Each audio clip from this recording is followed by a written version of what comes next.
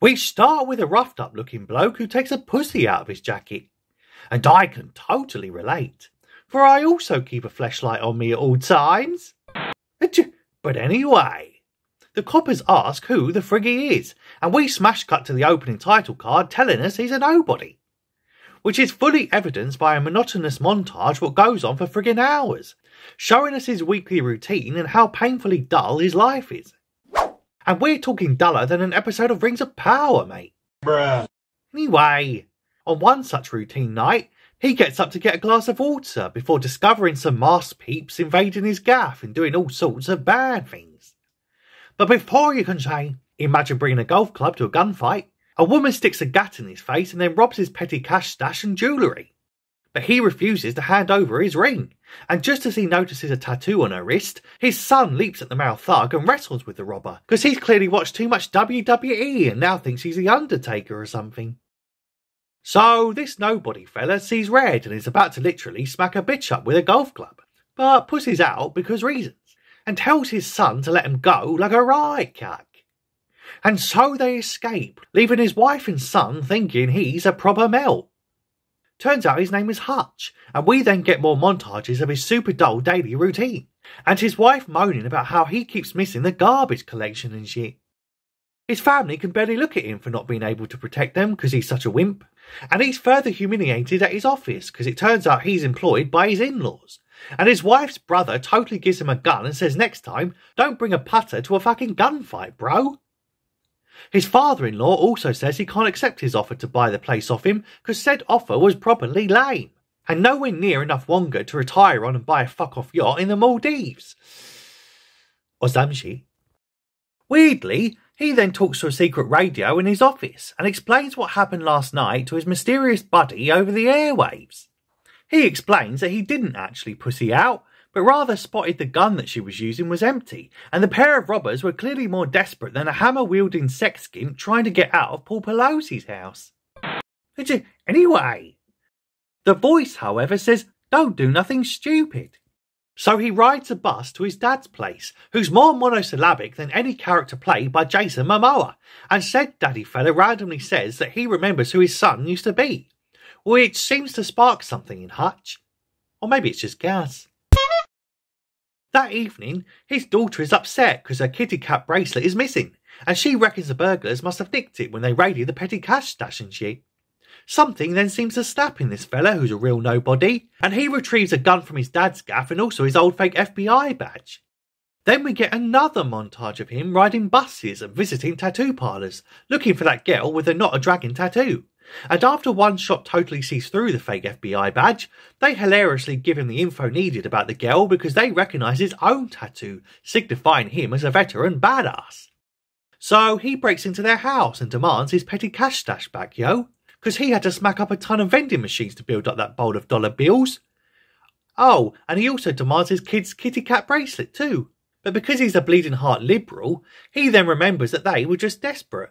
Like that aforementioned Paul Pelosi sex skimp what loves hammers, especially when he sees a sickly baby in the back room, and so he leaves after they say they don't have his kiddie's stinking bracelet anyway. So now he's gone all night with pent-up rage and with no outlet in which to release it, this nobody fella's more blue-balled than that time I got kicked in the nuts by a horse. And AOC still hasn't apologised for it. Bruh. Luckily though, a car full of drunk Russians crashes into his bus and proceeds to intimidate an innocent girl minding her own business on public transport. So naturally, he smacks the 7 shades of hell out of them somehow, despite being an average Joe type family man nobody, yet seemingly knows how to handle himself in a brawl. And before you can say, forget Saul, someone better call a fucking plastic surgeon, son. He eventually whacks a younger one in the throat with a giant fuck-off bar and then pops a straw in his neck. Because he's totally a vampire who doesn't like to make too much of a mess at dinner time. I mean to help the fella breathe again properly. Returning home bloodied and bruised, his wife seems to be used to such a sight, and then he tells her they should probably start doing that sex thing again, since they're meant to be married but she's more frigid than a virgin nun. Then we're introduced to a Russian bloke called Yulian, who likes to prove how much of a badass he is by crossing American roads without stopping to look both ways. No way! He enters a club, and after doing the worst dancing since Rick Astley totally ain't ever gonna give you up, He further proves how much of a badass he is by throwing a little chair at a half-dead man who can't defend himself, when he's told that his brother just got smacked up by a nobody. And after bravely threatening even more half-dead men what can't defend themselves, turns out they've totally got Hutch's Metro cards and now know all about him. Well, some shit. Anyway, the next day, his radio buddy phones him on the blower and tells him he's only gone and pissed off a deadly Russian gangster like a right wally. But he's not that bothered until he goes to see some chocolate fella called the Barber who tells him all about Yulian's backstory. And quite honestly, turns out he's just your bog standard Hollywood psychotic Russian mobster. But he apparently babysits the cash stashes for the Russian mob, although the chocolate barber fella reckons he secretly wants to retire, because he's totally sick of sitting around all day looking at piles of money and doing cringy dances in random nightclubs.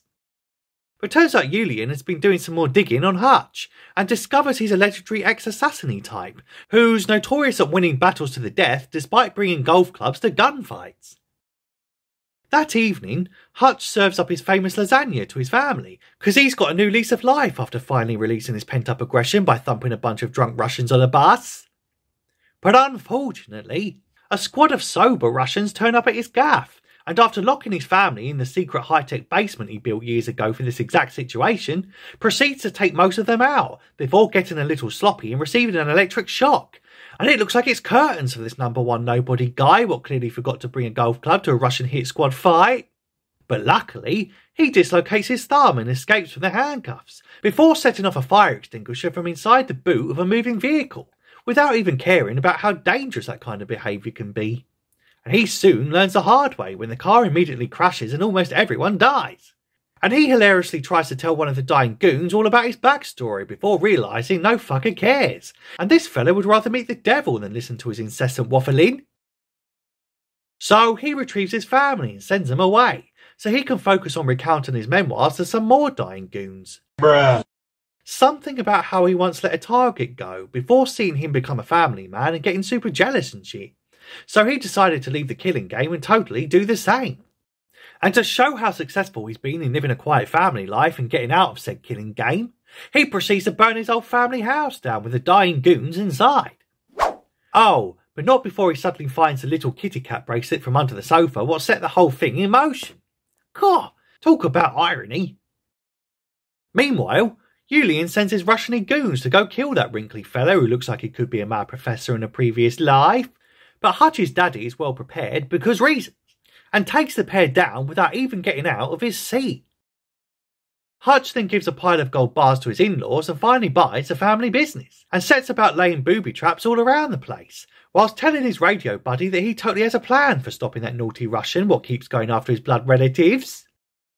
We then get our fourth montage of the night, in the form of a recent flashback to where he shot up the Russian mob's money stash and burned all the cash.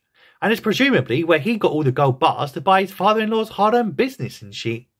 Hilariously, Hutch then sits in the middle of the dance floor eating a meal in front of his arch-nemesis, and he just can't believe his main enemy has the balls to sit there casually scoffing his face in his own establishment so nonchalantly.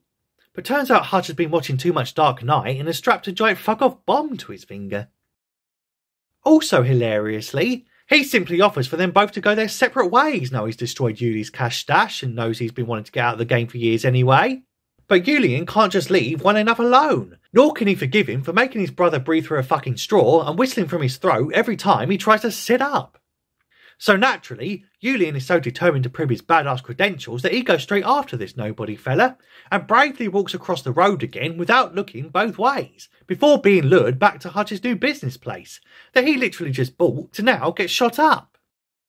Soon pinned down and royally screwed, Hutch's radio buddy appears from straight out of nowhere, and suddenly starts shooting at the army of goons from the upstairs window, before his own daddy ushers him inside and starts letting off shells to cover his ass. Turns out his dad was also bored of the monotonous daily routines of eating, shitting and sleeping, and it's way more fun to shoot up generic Russian baddies in a budget John Wick style action flick, so he's having the time of his life, son. So then they proceed to shoot up said baddies, as the evil Russians hilariously get themselves blowed up real good and proper by homemade booby trap bombs. And then in a scene which seems to be a direct adaptation of my lifelong fantasies, Doc Brown from Back to the Future starts mowing down Russian gangsters with a giant fuck-off shotgun. Now who says dreams don't come true? So they make a final stand down in the workshop, where Hutch's radio buddy takes a cap to the shoulder during yet another musical montage. Unfortunately, the dastardly Julian now has the trio trapped, and it looks like it's curtains for Bob Odenkirk, Christopher Lloyd and rapper RZA, which is probably the strangest action combo I can possibly conceive of, at least outside of that time I rear-ended the crew of The Late Late Show during a special ep of Carpool Karaoke, and then somehow got into a fistfight with James Corden, Gordon Ramsay and that kid who sang Chocolate Rain on YouTube's back in the day. Chocolate Rain. And by the way, this geezer's 40 years old now. Huh. I mean, I've heard of Black Don't Crack, but this is just taking the piss, son. But anyway, luckily there just so happens to be a panel of bulletproof glass just sitting atop the workstation they're taking cover behind. So naturally, Hutch straps the bomb thing he had back in the nightclub to the front of it and charges at the Rooski, before ripping the pin out with his teeth and blowing up a white Russian real good and proper. And before you can say, that's what you get for standing still in a wide open spot with no cover whilst a crazy person with a bomb charges at you behind bulletproof glass, everyone gets back up and is totally A-OK, before Hutch phones his wife to say he loves her, and then finds a pussy in a pipe. And no fair. Last time I found a pussy in a pipe, I had to testify against the local mob boss for human trafficking and shit. But anyway, then we return to the conclusion of the opening scene, where the coppers get a phone call and then just accept that he's a real nobody. And we end with a scene set 3 months later, as the family are visiting a new property, before the estate agent gets a call on her phone which turns out to be for Hutch, and although we don't hear what it says, he asks if the house has a basement, cause he's clearly setting up a sequel to his own movie, and will probably need to lock his family down there when the baddies arrive to shoot up his gaff again. And that's it. That's the movie. Though my favourite part was the mid-credit scene, where Hutch's dad and Hutch's radio buddy head off on a road trip, packing more heat than a Vegas shooter. And if producers ain't already greenlit and ain't actively working on a TV spin-off with these two unlikely lads, then I don't know what the heck Hollywood's playing at these days. Other than grooming and molesting kids, of course. Allegedly. But anyway, that's the plot and that's your lot.